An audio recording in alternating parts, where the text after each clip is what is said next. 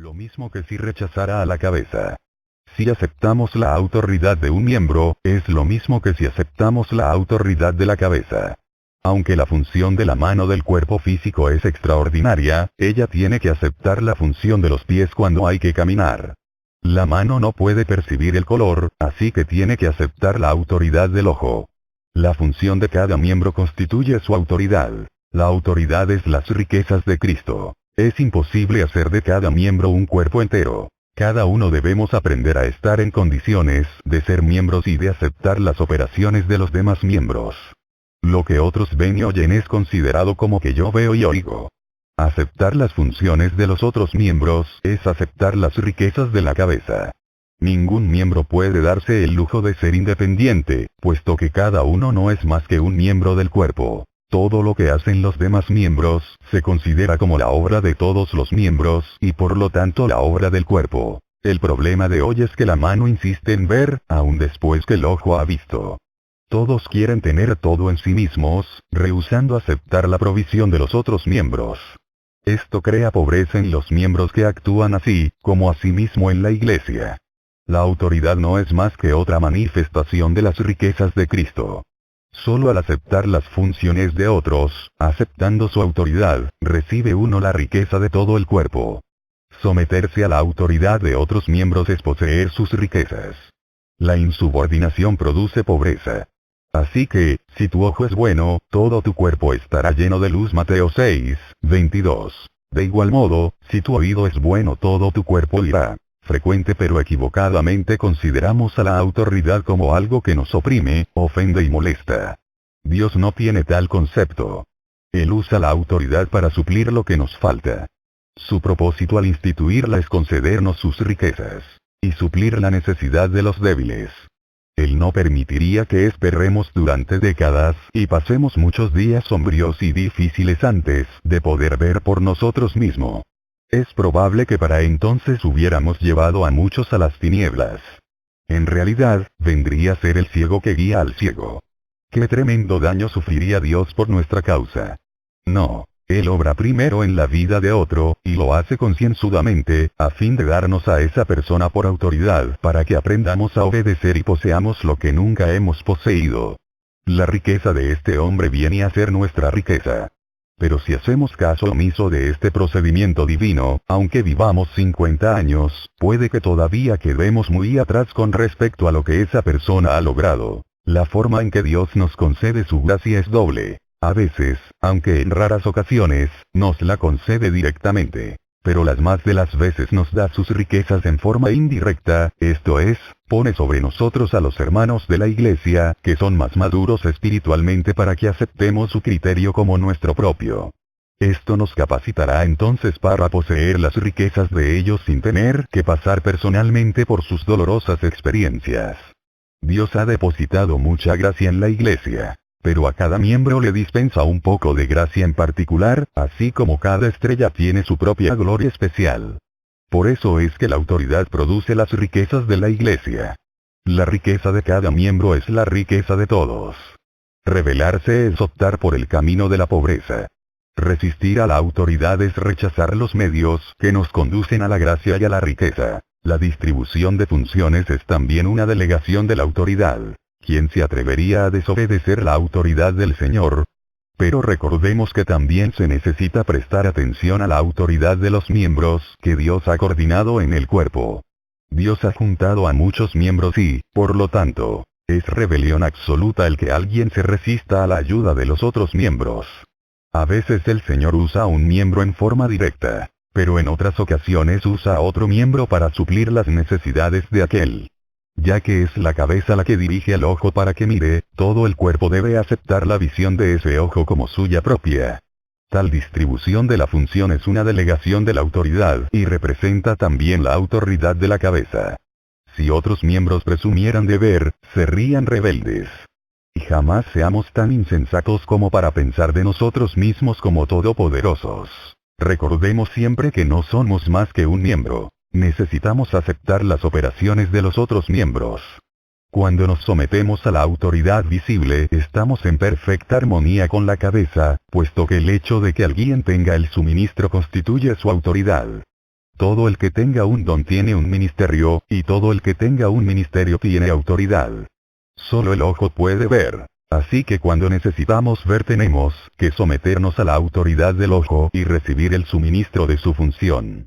El ministerio que Dios otorga es autoridad. Nadie debe rechazarlo.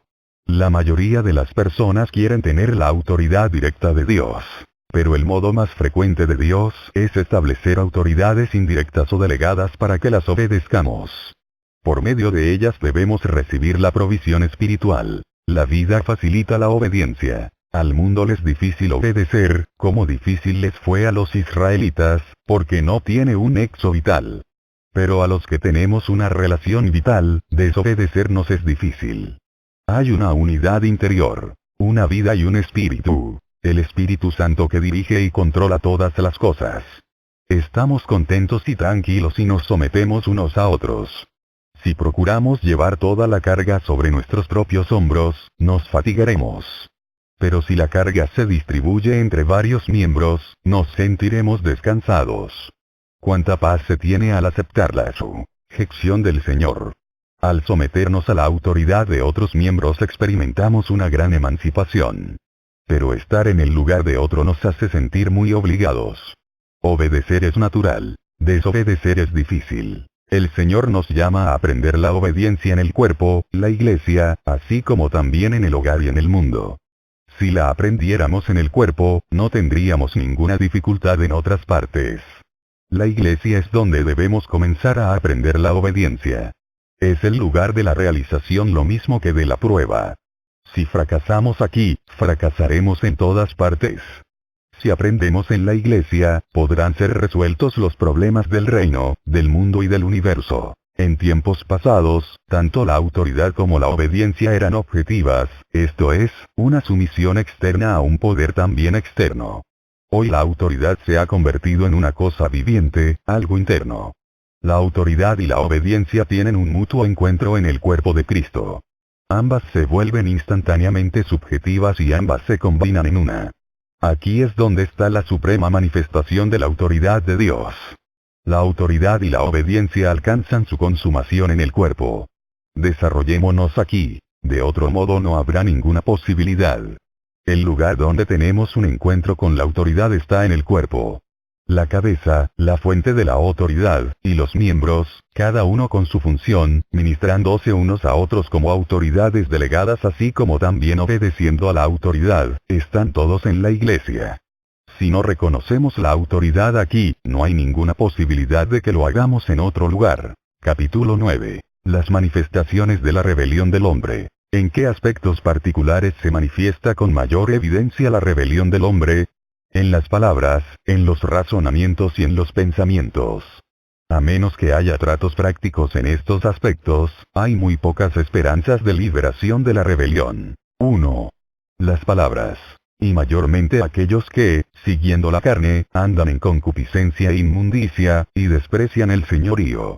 Atrevidos y contumaces, no temen decir mal de las potestades superiores, mientras que los ángeles, que son mayores en fuerza y en potencia, no pronuncian juicio de maldición contra ellas delante del Señor.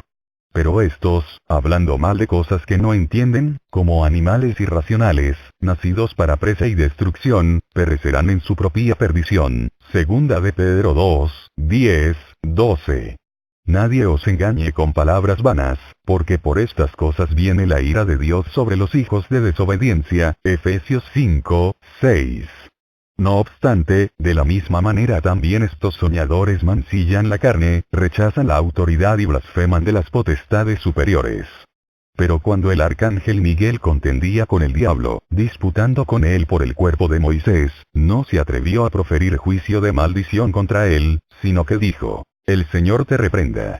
Pero estos blasfeman de cuantas cosas no conocen, y en las que por naturaleza conocen, se corrompen como animales irracionales. Judas 8, 10. La generación de víboras. ¿Cómo podéis hablar lo bueno, siendo malos? Porque de la abundancia del corazón habla la boca. Mateo 12, 84.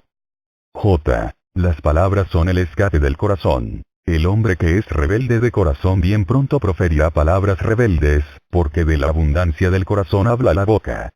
Para conocer la autoridad, debemos tener primeramente un encuentro con ella. De otro modo nunca vamos a obedecer. El meramente oír el mensaje de obediencia es totalmente ineficaz. Debemos tener un encuentro con Dios. Entonces será puesto el fundamento de la autoridad de Dios en nuestra vida.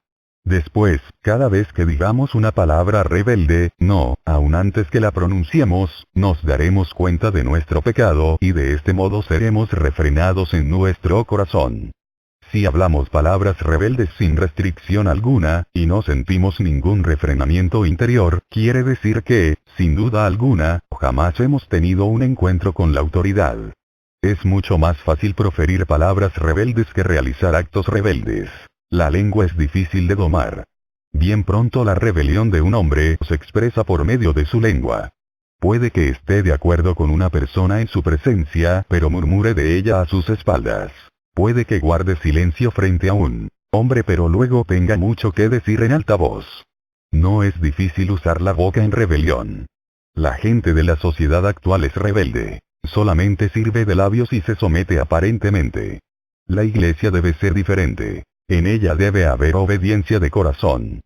Se sabe fácilmente si hay o no esta clase de obediencia en una persona, por las palabras que salen de su boca.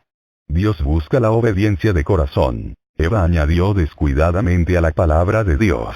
Cuando Eva fue tentada, agregó las palabras ni le toca raíz a la palabra de Dios, Génesis 3:3.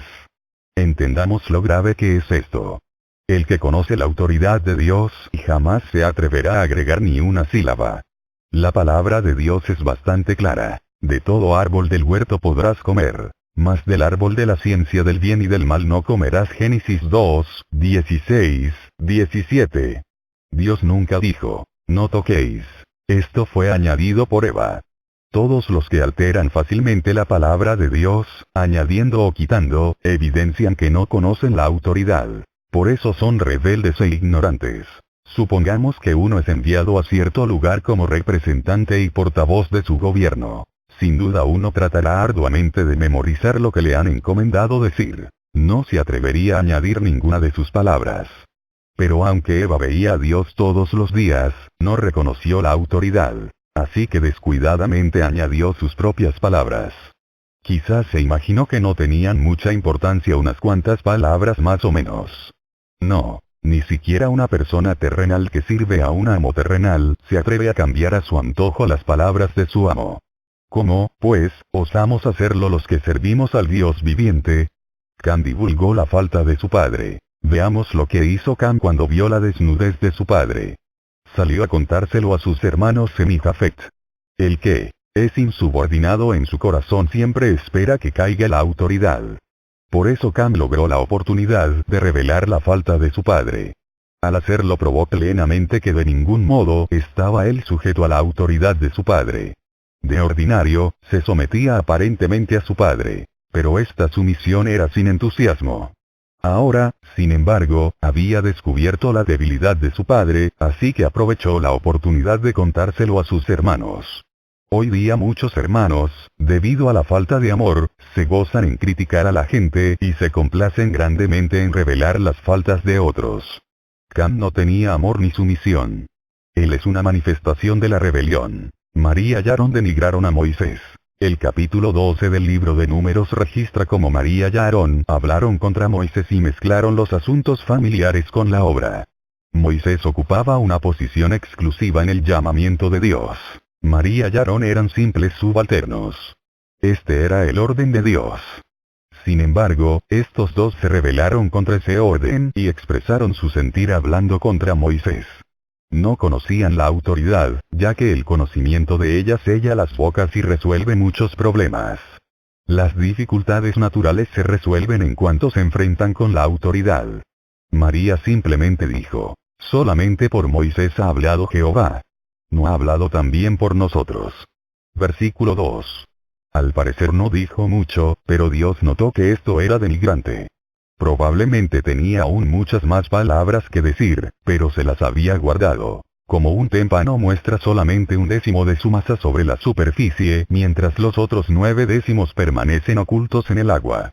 Por ligeras que sean las palabras de una persona, si tiene un espíritu rebelde, Dios lo descubrirá de inmediato. Generalmente, la rebelión se manifiesta en palabras.